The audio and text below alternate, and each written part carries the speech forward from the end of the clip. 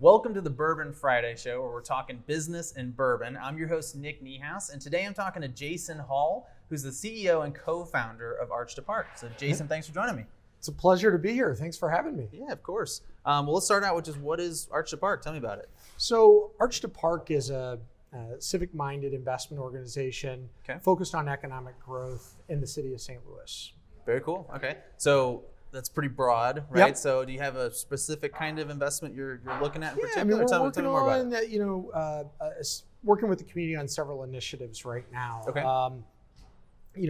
One is we've been real honored to be a part of the STL Made campaign to start raising awareness of the makers, the doers, the entrepreneurs that are moving this region forward and start shining a light on them.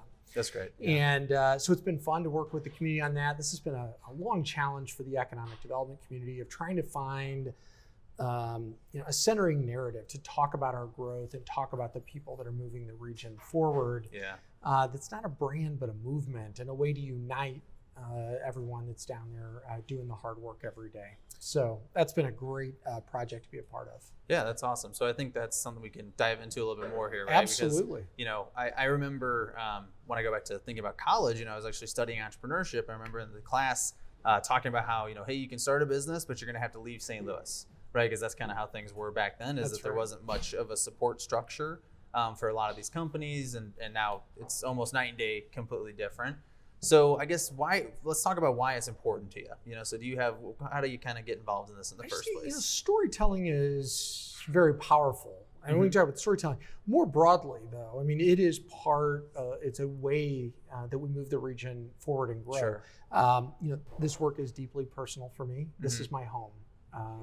I got involved in economic development during the Great Recession in 2009, left the law firm that I worked for to jump into public service. And I think I saw during that time, job creation isn't a theoretical exercise. During the recession, you saw the importance of a job to families. Sure. And so that fundamentally changed my trajectory. And I did that at the state of Missouri and with Governor Nixon, and then ultimately decided I want to come back home to St. Louis and be a part of making my community more prosperous economically.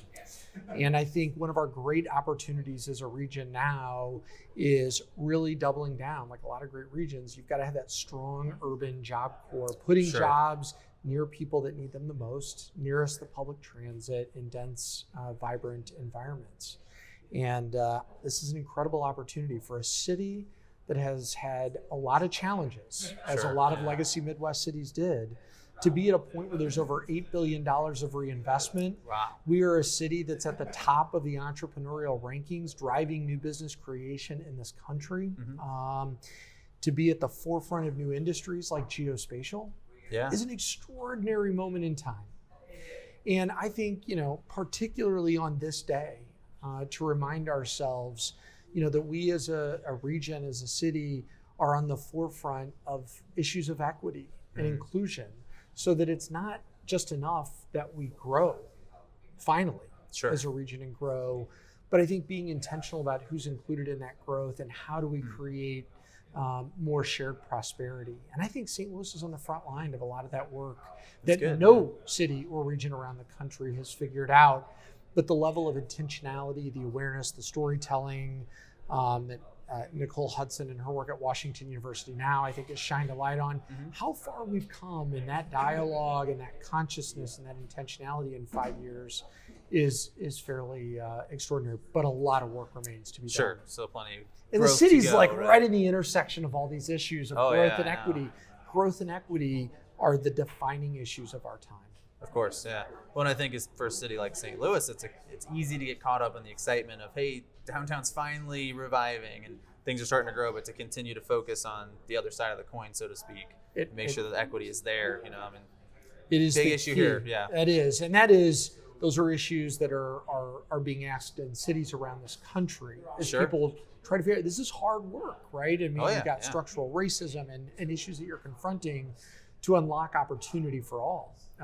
But it requires hard work, intentionality, and I look around, I'm so inspired by the people like Nicole and Jason Purnell and others that have just been doing, David Dwight, extraordinary work in this regard. And I look to them, for that guidance and inspiration. Well, that's great. Yeah. So I want to ask to get into some of the specifics a little bit maybe here, because I think, it's great to be able to tell these positive stories about St. Louis, right? So what have we done well so far? I mean, give me some examples. You've named a couple people. Yep. But what are some examples of initiatives or programs or things that you've seen that other cities maybe should be copying or implementing themselves?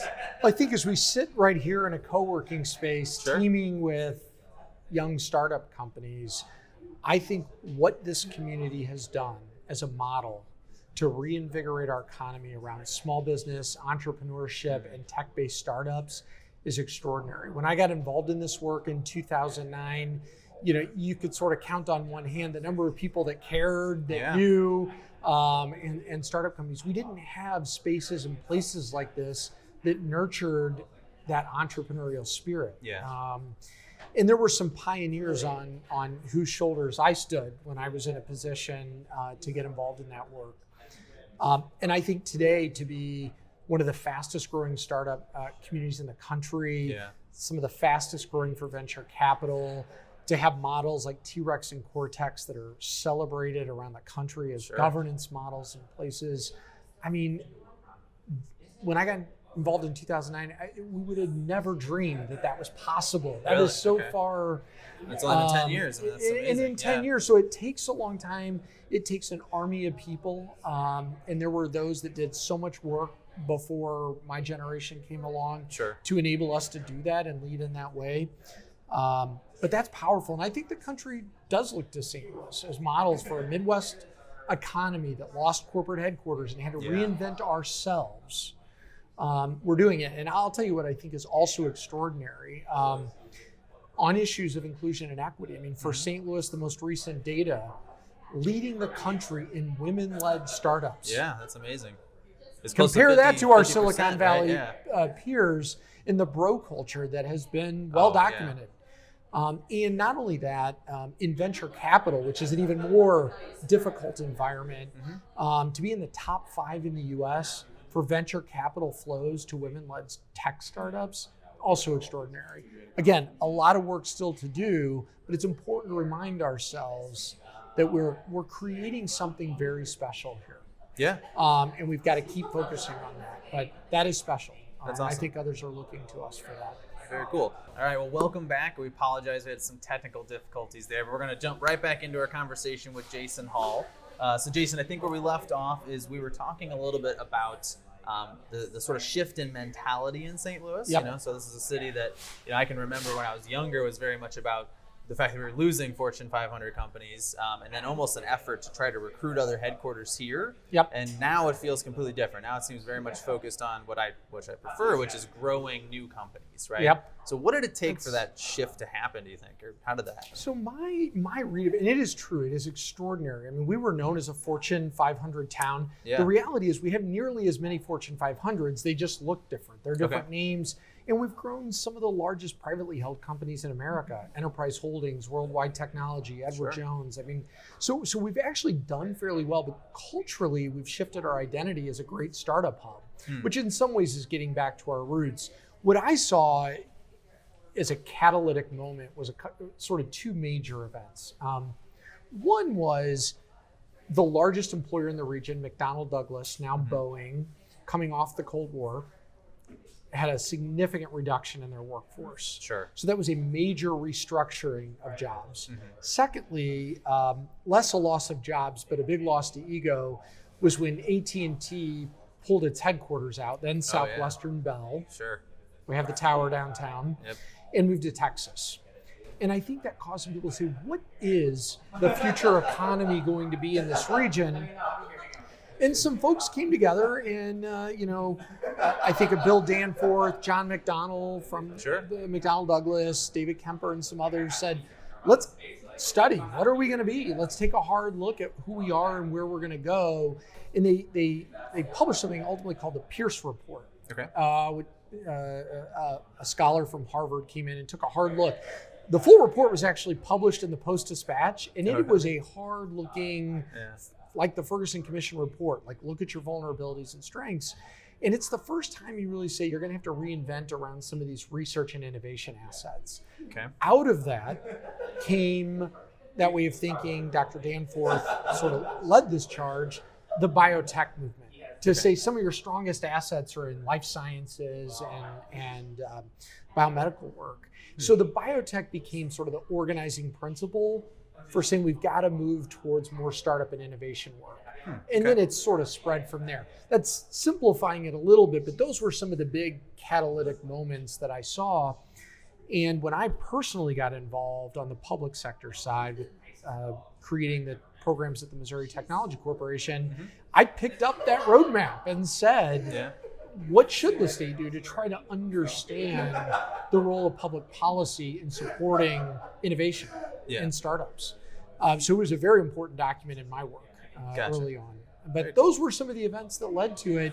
And then, you start creating places and spaces, and it's just become who we are. Yeah, that's great. And you kind of develop the infrastructure to support the new mission, and you don't even know where it's going to take you from there, right? That's right. And what industries it's going to impact. I think a lot of folks never realized, and I'd put myself in that as someone that came in midstream, that it would ever become this almost cultural identity that was unifying about St. Louis. We're startups. We're scrappy. We build from within.